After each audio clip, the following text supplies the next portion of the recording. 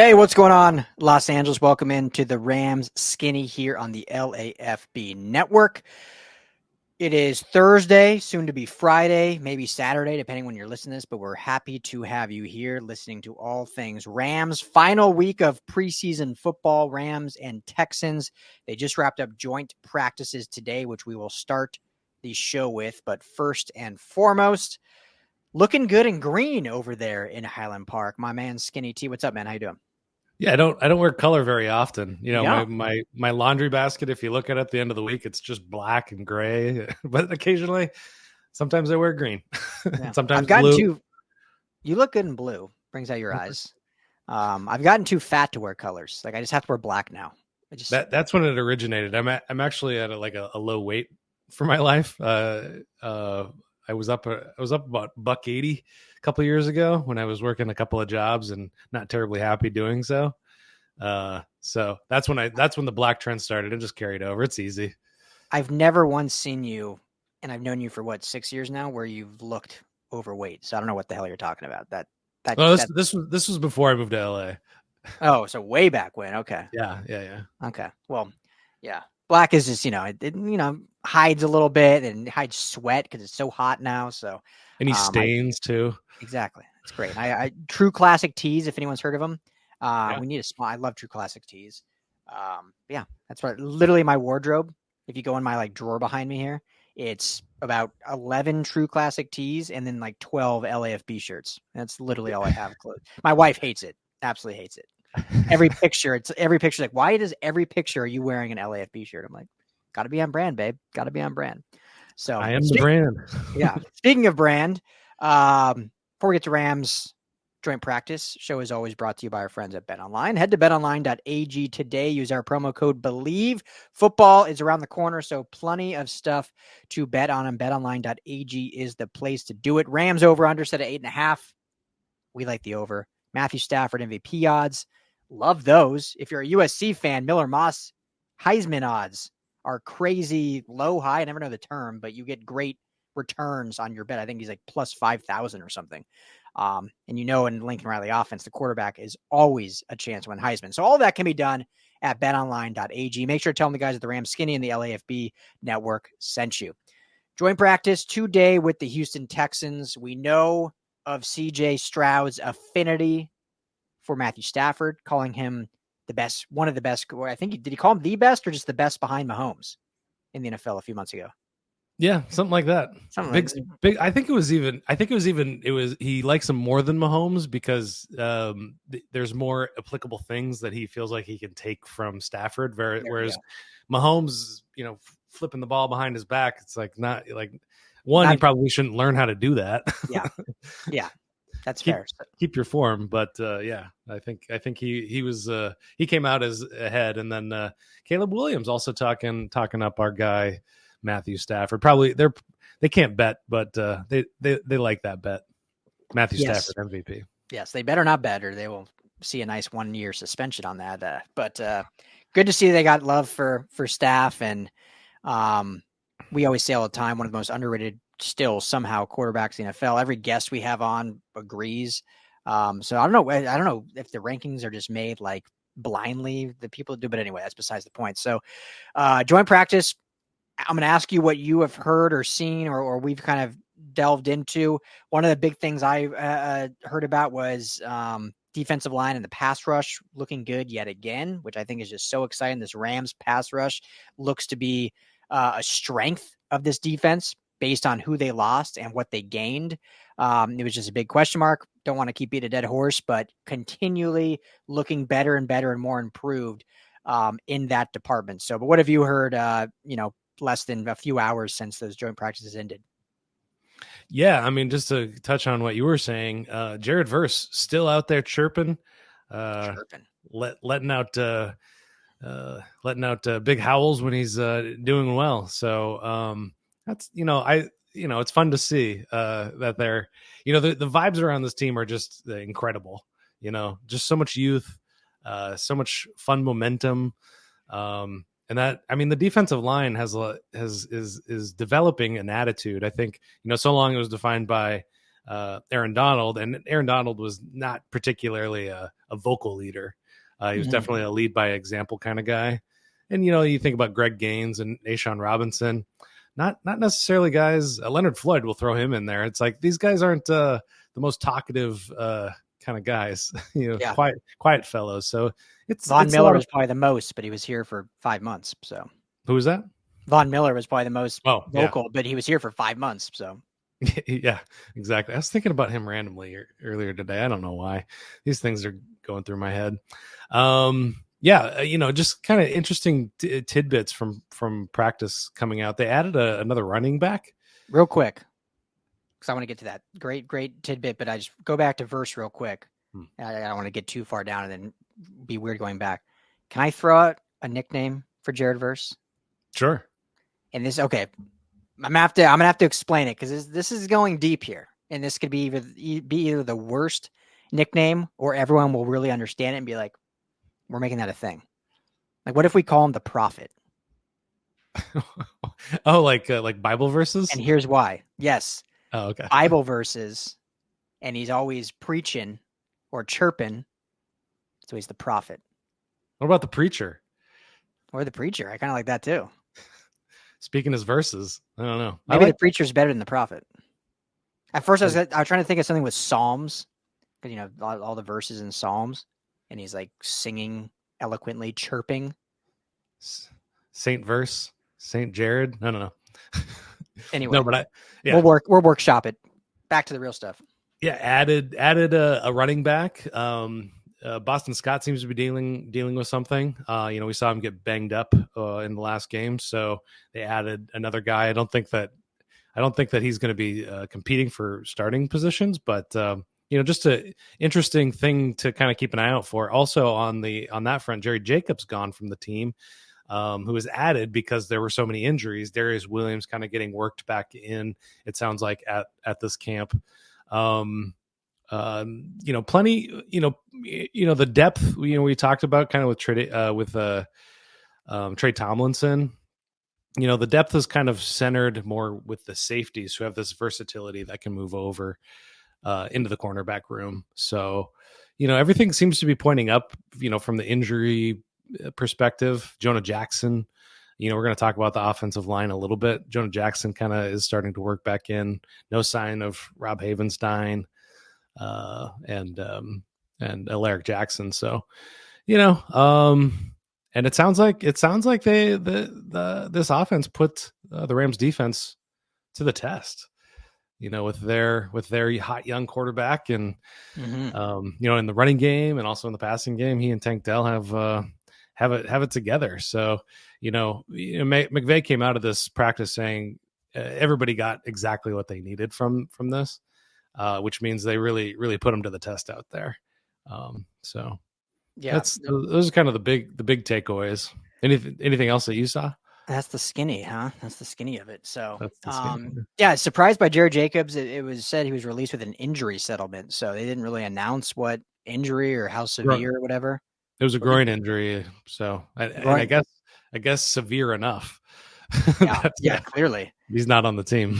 Clearly severe enough where, it felt anyway, no disrespect, but he was brought in as a camp body anyway with the injury to Kendrick and Williams, but had a long shot of making the team. As we talked about last episode, the depth on this secondary is pretty impressive. What we say, 20 players or 19 without Kendrick. And you're looking at keeping 10 probably. So, there's a solid 9 guys still not going to make it. Now 8 with Jacobs gone. So, unfortunate for him. Obviously, could have battled through and had a shot, but, best of luck to him wherever it takes him. And maybe he makes it on the practice squad regardless, after that injury settlement. So, but no, I think this is a good offense to test this defense. This is a Texans team that was in the playoffs last year, just like the Rams. On the AFC side, they won their first playoff game and in pretty dominant fashion. And this offense got better and better as the year went on. And not to mention they added Stephon Diggs in the offseason to the receiving room. So you got Diggs, you got Tank Dell, as you mentioned. They've got talent at running back. The offensive line improved. And obviously CJ Stroud, the former rookie of the year, manning it all from that side. So I I think it was a really good offensive test. We won't see this preseason game we talked about how important the preseason is, especially for this Rams team development.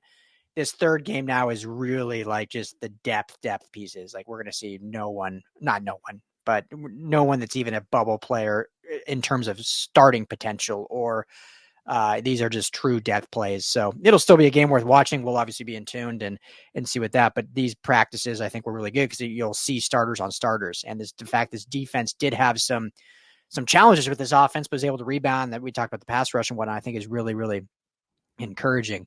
The only thing I mentioned, this is about the Rams, so I'll just be really quick on it, but I think McVay said something to the tune of D'Amico Ryan's running like one of the most organized and impressive practices he's seen since doing these joint practices. So, I mean, we all know how impressive D'Amico Ryan's is and how he was as a first-year head coach, leading that team from almost dumpster fire, having the two top picks 2 years in a row to a playoff berth. But I think hearing McVay praise a coach in that manner, I think speaks a lot. So the Houston Texans team isn't going away. They're going to be a really good team, and it's probably for the better there in the AFC. And the Rams really won't have to face them except for once every 4 years or the Super Bowl. Yeah. I mean, it's a really incredible team. And I was actually thinking about this a couple of days ago. Like, how many good quarterbacks are there in the league right now? CJ Stroud is probably going to pan out. You don't see guys play that well and then drop off. There's lots of good talk about Jaden Daniels, Bo Nix, Caleb Williams, obviously. Like, we could be in a real golden age of offensive football. But looking at, unless there's anything else, we can pop over to this game and talk about this for a little bit. Yeah, pop on over. Popping over. It's going to be more interesting to see who doesn't play. Usually at this point, probably not going to see Jordan Whittington. I already mentioned, the running backs. We'll see the new young man that they brought in. Probably not so much Boston Scott. This is going to be a big Zach Van Valkenburg kind of game. I feel like this is going to be a JJ Lapp kind of a game. All the way. Yeah, a lot of Drake Stoops probably. I was looking at the snap counts from last year's week 3. Do you remember a guy named Jaden Woodbay? Quindell Johnson? Yeah. Maybe. I mean, I remember them, but yeah. Oh, you do? Robert Rochelle played a good amount in that game as well. So, wow. Those are the kind of names that you're going to be looking at in this week. So, the Stetson Bennett conversation is still worth having. I feel like, is he going to play or is he going to rest? Where do you put that? I mean, if it was me, he'd play the whole game again. I think he needs to show that he is ready to be the backup for 2 weeks. I mean, I don't want to overstate it because Matthew Stafford is, as far as we know, healthy. He's back at practice, doing everything, padded up, going through everything. But any given Sunday, you have to have a competent backup. You can't just say like, well, as long as we get to week 3 and then Jimmy G's there and, he's a competent backup, we're okay. I mean, you got to be ready for every single game. And so he has to show that he is capable of being that backup. Now, like I said, I think he's improved week over week. I think last year he showed that he can be that. But if it's me, I'm still giving him every rep in this third preseason game to A, help for the future, and B, just have him have reps if God forbid something happens in week 1 or 2. Do I think they'll do that? I honestly have no idea because I agree with you. We're not going to see much of anyone else. And so there's the thought too of like, is it worth trotting him out with even lesser talent around him? Like, how can we evaluate? Like, if he's not even throwing to the ones, but he's throwing to like guys that we know are not making the team, is it worth evaluating that? Because are we going to get a true evaluation if he's not having the pieces around him to play with? I don't know. I don't know the answer to that.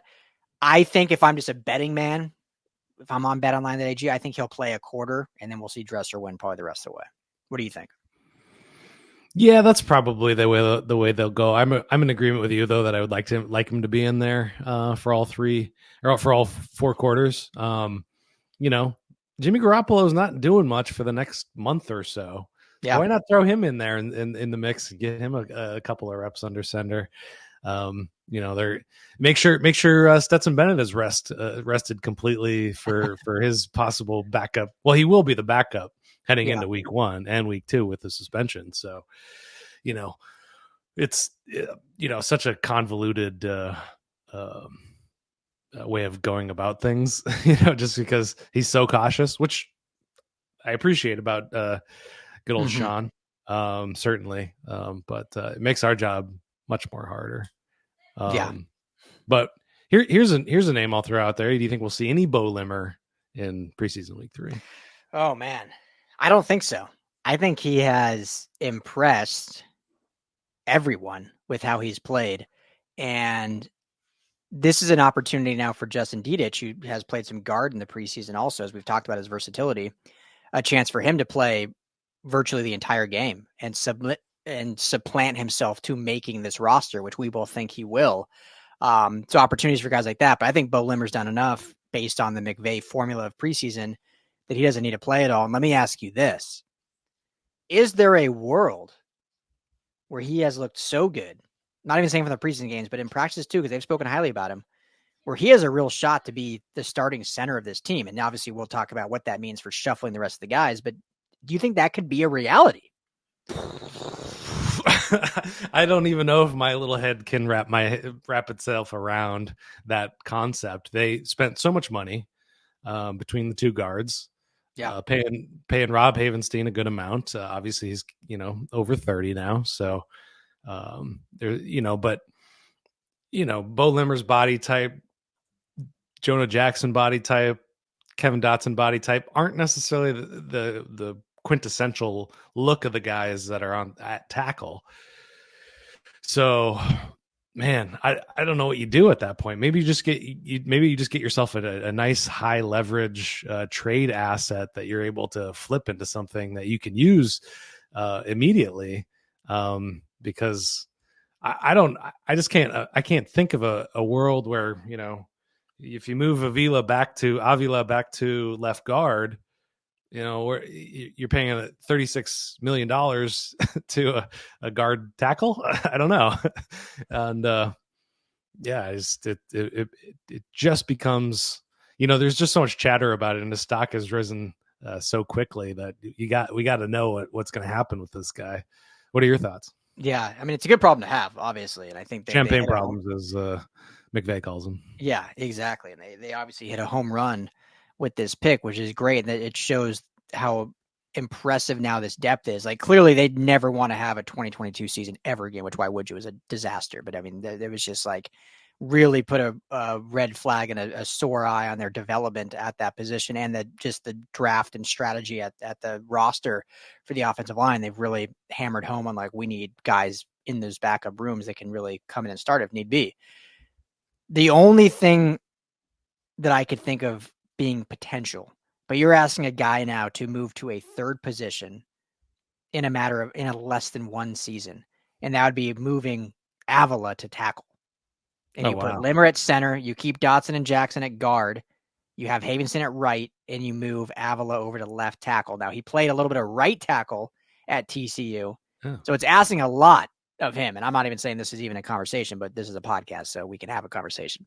But, 6'3", 340. I think he's got the size. Usually you like tackles to be a little bit taller. He's definitely guard height. But he's a super talented, aggressive, physical player that I think could do it. I wouldn't say it's ideal, but if Beaux Limmer's playing, I mean, you're moving Avila from guard to center.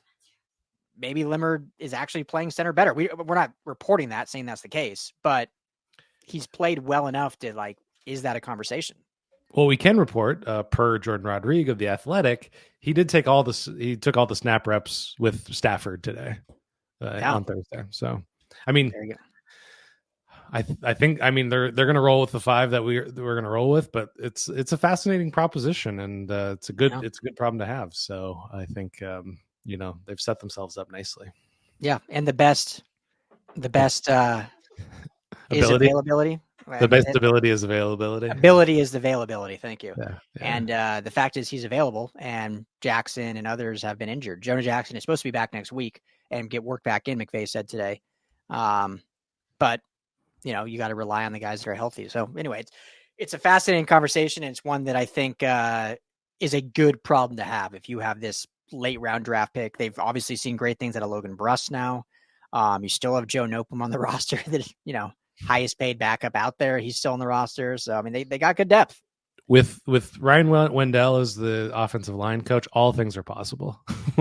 the myth of the giant bearded man, the giant quiet bearded man, is growing exponentially in front of us, and it's exciting. It's a beautiful thing. Beautiful thing. So, all right, let's move on. You wrote an article today. We've talked about it a lot. I like to talk about it all the time. It's fun.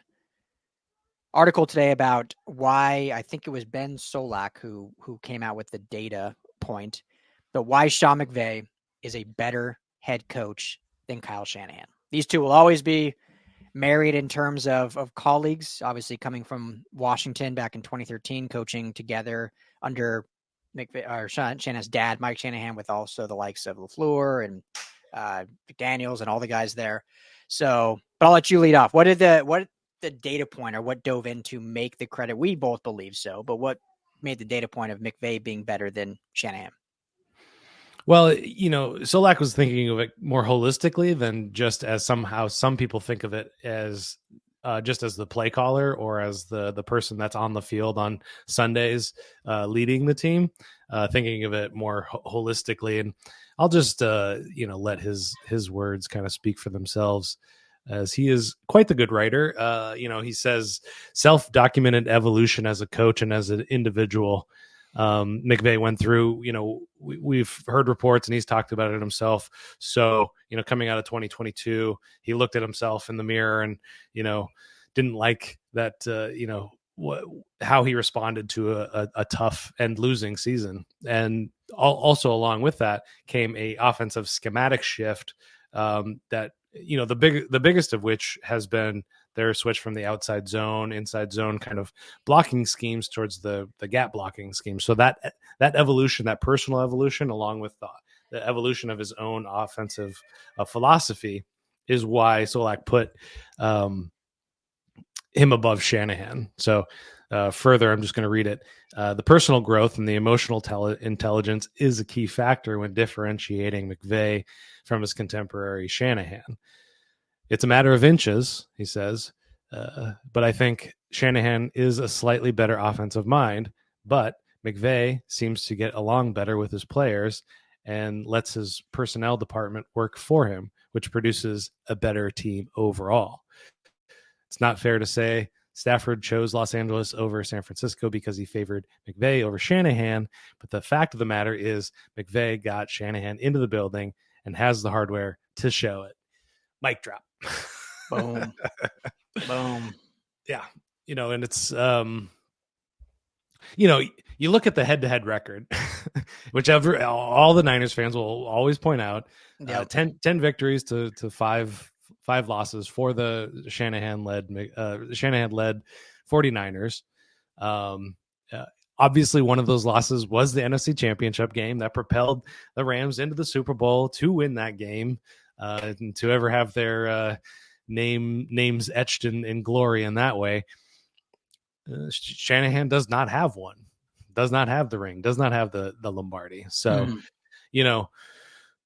and to be fair to Shanahan, he puts Shanahan one slot below. It's not like, the 49ers have put out consistently good products under Shanahan. But, we were talking about it heading into this conversation. It's just, head coaching has more to do than just running the offense or picking out the best players. There's a lot more that goes into it. And McVay's just better at that. There's constant turmoil. They're going through turmoil right now. They can't get Brandon Ayuk signed. Trent Williams isn't showing up right now. He's probably just skipping camp because he's an old man, but doesn't have to. He's a vet. Yeah. A couple years ago it was Debo having the same problems, and they seemed perfectly willing to just be like, all right, Debo. And they eventually got it worked out, obviously. But yeah, what are your thoughts on all this? Yeah, it's a great kind of analysis point, because it's as you said, and as he wrote, like, the head coach has so much more they're responsible for than just the game plan and the play calling. And that's not to say Shanahan's terrible at all the rest of the stuff. But when you look at it from roster building, because he has a big say in roster building, both these head coaches do. And that includes free agency and the draft. And when it comes in, as he called it, emotional coaching? Emotional intelligence, yeah. Emotional intelligence. So basically connecting with your players. There's never been, I don't think there's, you might know better than me, but I've never heard anyone like come out and like blast Shanahan or say anything bad. But I think it's known that it's very like coach player. Whereas Shanahan or McVay and his players, there definitely seems to be much more of a bond and a love. And all the time, players that come to LA are like, man, it's different here. Like it's just the leadership is different here. The vibe is different here. The family is different. And I think that's the culture that McVay has built and why they've been so dominant and have that one ring to show for it and hopefully more to come. But it's like with, a lot of jobs in the sense that like writing, for instance, right? We've learned this in this industry. You can be the best writer in the world, but if you don't know all the other stuff like SEO, formatting, images, graphics, marketing, social media, no one's going to see your writing unless you're with like one of the big wigs. They do it all for you. That's kind of like this coaching is like, there's so much more to it than just having an offensive genius mind. Like there's so much more into building a program and a franchise the right way. Again, this is not saying Shanahan's bad. They're one of the best teams in football and have been since he's been there.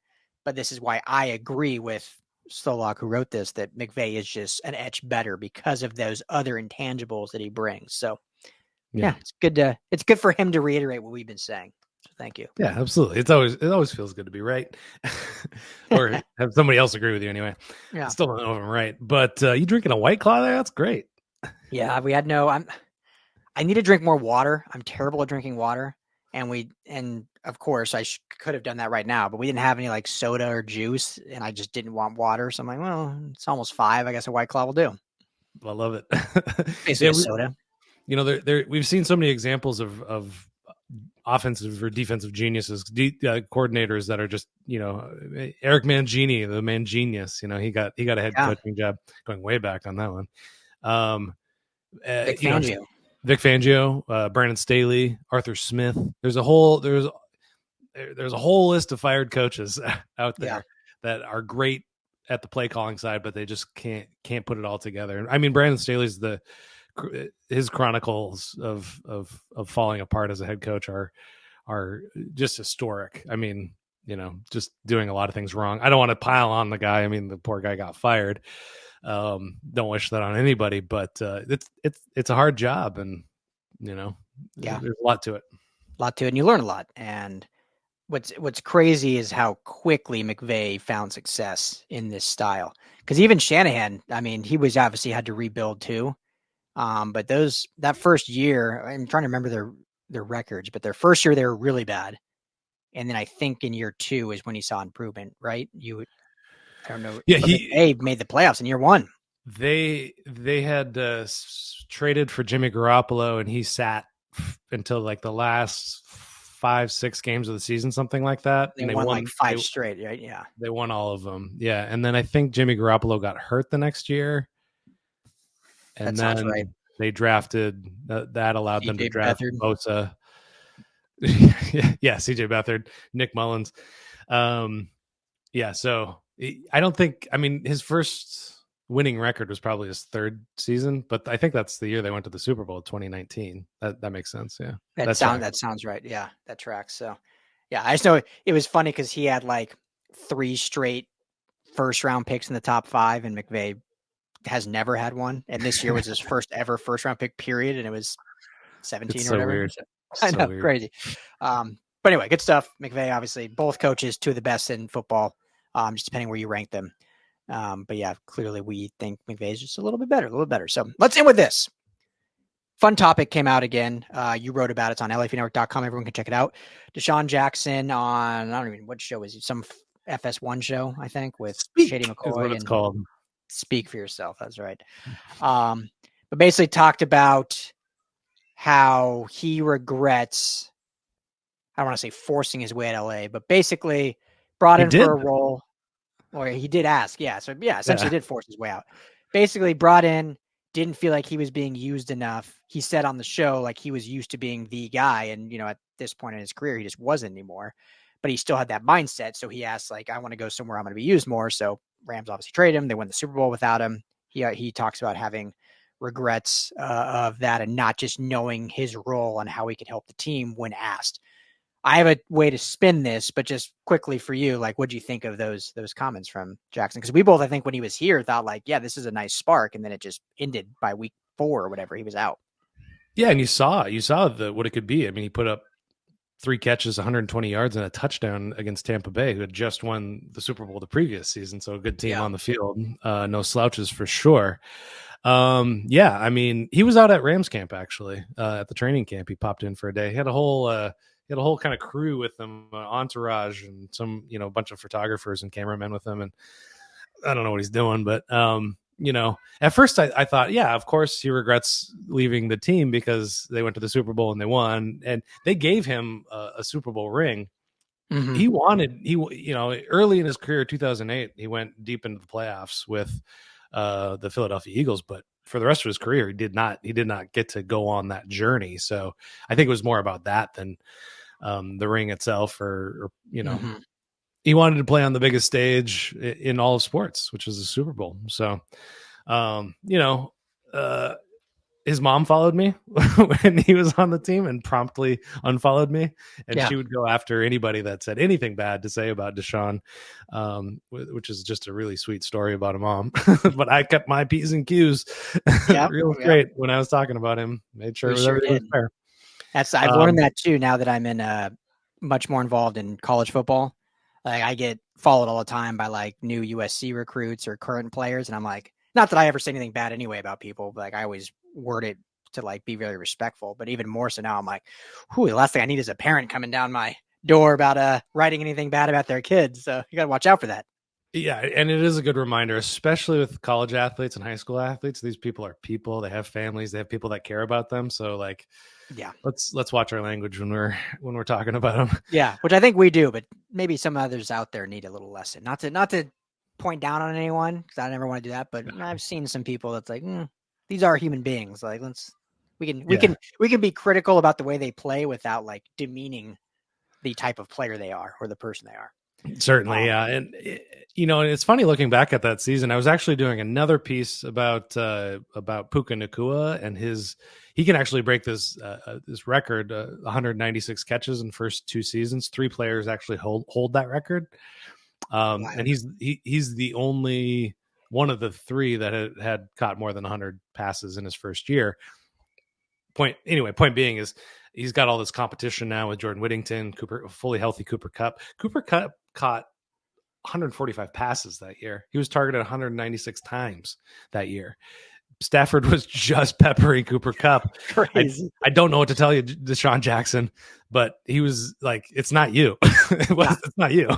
Yeah. Like the next leading receiver in the entire league was 166 catches, I think, or 166 targets that year. So it's just like, and that's just the regular season. And the next most targeted Ram, I think, was Van Jefferson, not even 100 targets that year. Yeah. So it's, that should be his biggest regret, is that he got out thinking that it was him. It was something that he wasn't doing right, or that the Rams had something personal against him. No, it was just Stafford was locked on to Cooper Kupp. Triple Crown season. Robert Woods left the team too.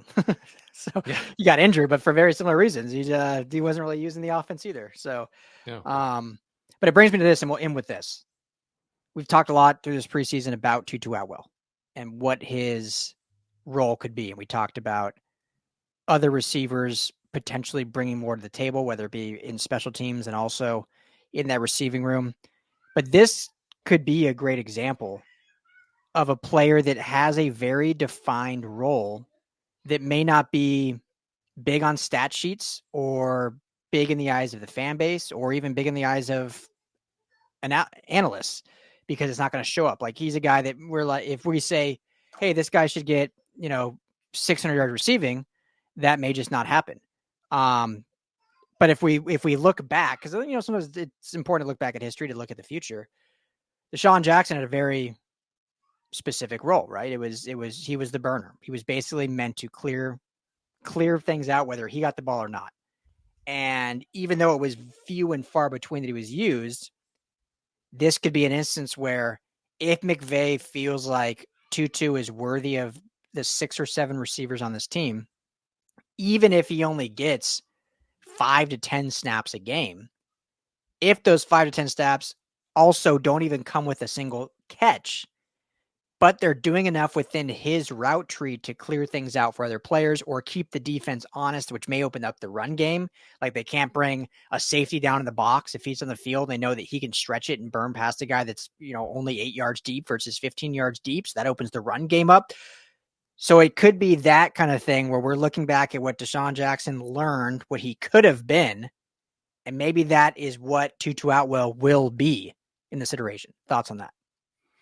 It's funny because the kind of the theory, the idea around those two players who joined the team in the same year, DeSean Jackson was signed in March, and then they drafted Tutu in April. Kind of this idea was DeSean was going to kind of model the way as to how Tutu could be used, and also probably help him develop as a player. I mean, I think Jackson was in year 13 of his career or so.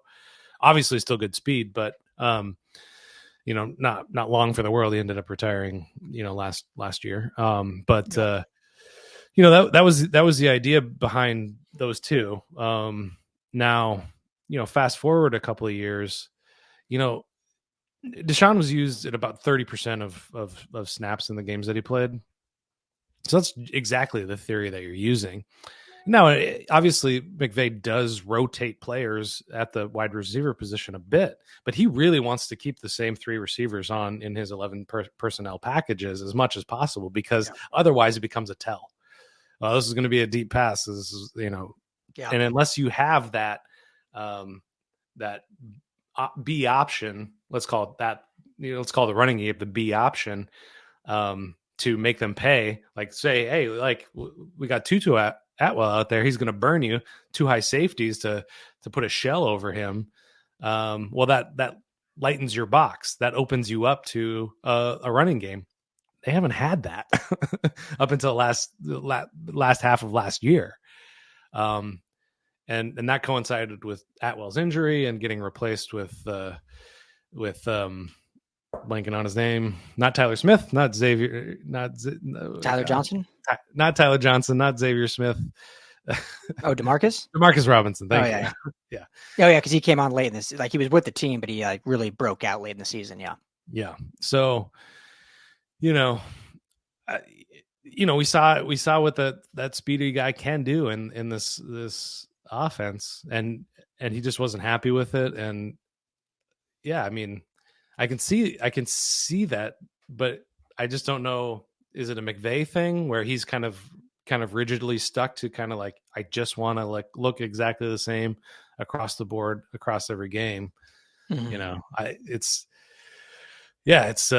I would love to see that kind of element added back into it, and Gunslinger Matt comes back out, Yeah. Well, we will see in about a week. Next week, 53-man roster, cut down days, tough day for a lot of players. I will be in Mexico, but you will be carrying the show and the website, so you'll have plenty of coverage on those cut downs and what the 53-man roster looks like. And then when I get back, we can do a recap before week 1 officially kicks off. So, yeah, it's exciting. Final week of preseason, and then we got real football to really get into the following week. So thank you all for hanging out with us here on the Ram Skinny. We certainly appreciate it. If you have not already, or if you've never even been there, the YouTube channel is Rams LAFB. Please hit that like and subscribe button. We certainly appreciate it. You can find us anywhere you get your podcast. Just search Ram Skinny.